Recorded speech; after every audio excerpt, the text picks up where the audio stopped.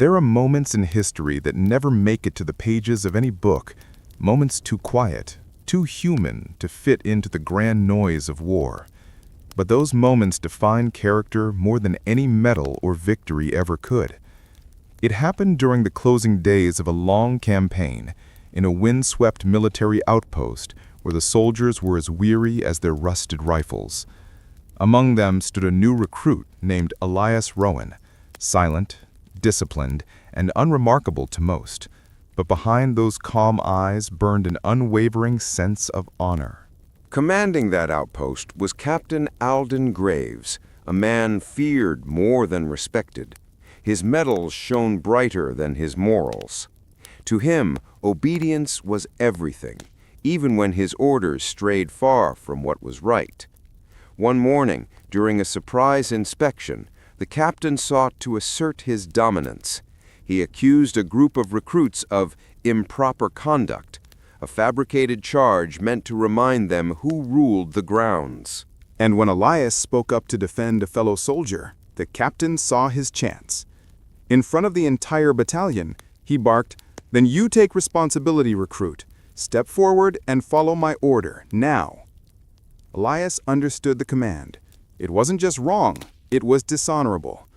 To obey would mean betraying his own integrity. To refuse would mean defying military authority in front of everyone. The air hung heavy. The soldiers waited.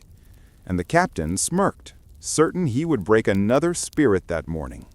The silence broke with a single sound, the sharp click of Elias's boots as he stepped forward. He stopped inches from the captain. The men could see the dust trembling under his heels. For a long moment, Elias said nothing.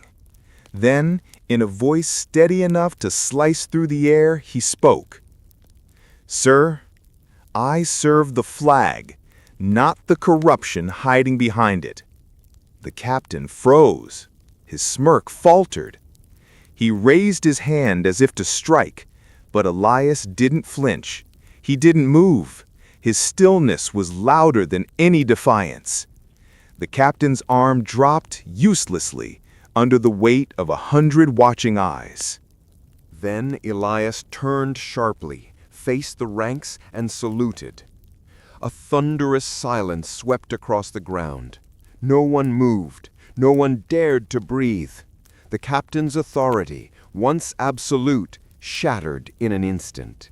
The inspection ended without another word. The captain dismissed the man, his face a mask of restrained fury. But every soldier knew what had happened. They had seen a man stripped of false power by nothing more than truth. Later that day, Elias was summoned to the captain's quarters. The room was dim, lit only by a lantern flickering against maps and medals. "You humiliated me," the captain hissed. "Do you think courage excuses disobedience?" Elias met his gaze calmly. "No, sir," he said. "Only conscience does." For a long time, the captain said nothing. The weight of his own reflection stared back from the lantern's glow. A man who commanded fear, but had lost all respect. Word spread quickly across the outpost. The soldiers spoke of Elias in hushed tones, not because he shouted or rebelled, but because he didn't.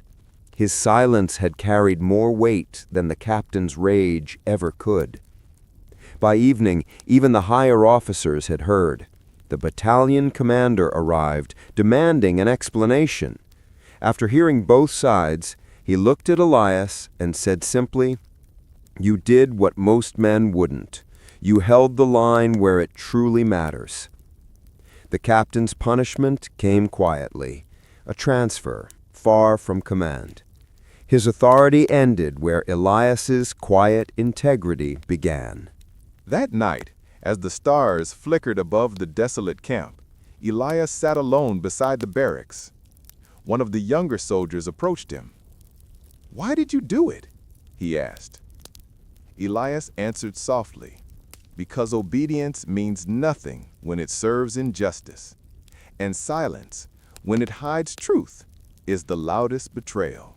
Months turned into years. The war ended. The outpost was abandoned, swallowed by wind and dust. But the story of that morning lived on, whispered through generations of soldiers. They called it the Stand at Ashen Field. Elias Rowan never sought recognition. He completed his service quietly and left the army soon after. Yet his name became a lesson spoken in training camps, in mess halls, and around campfires where young recruits gathered. Veterans would tell it not as a tale of defiance, but as one of discipline under moral fire. Because Elias didn't raise a weapon, didn't shout, didn't rebel. He simply stood, and by standing, he exposed the weakness behind arrogance. Years later, when asked about that day by a journalist, Elias gave only one line: "Power can command obedience, but only honor can command silence." And that was all he ever said about it. Outro. Don't forget to like, comment, and subscribe for more powerful stories from States of History.